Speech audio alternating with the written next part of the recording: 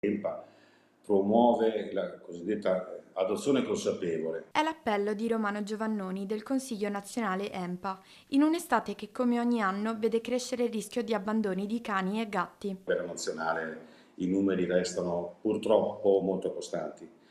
E poi ci sono alcune regioni virtuose, tra cui il Veneto.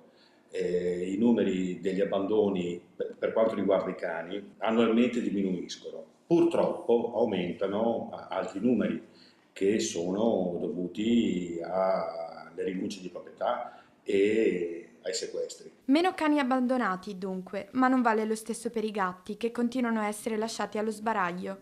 Nel frattempo, i rifugi restano pieni. A volte si prendono delle razze soltanto perché è una moda, sono di moda o sono belle, perché per questioni estetiche, ma magari hanno dei comportamenti e delle caratteristiche che magari non sono adatte alla persona o alla famiglia. Boom di ingressi per i molossoidi, Amstaff, Pitbull e Rottweiler in cima alla lista. Li prendono da cuccioli quando hanno una certa età, se non sanno gestirli possono dare dei problemi e si lasciano e si abbandonano e si rifiutano. Ma nei canili è difficile dar loro una seconda possibilità. Bisogna sapere cosa si sta prendendo, bisogna informarsi, bisogna appoggiarsi alle persone, alle volontarie, ai volontari o agli educatori cinofili per quanto riguarda i cani, che ti danno dei consigli, il cane giusto per te.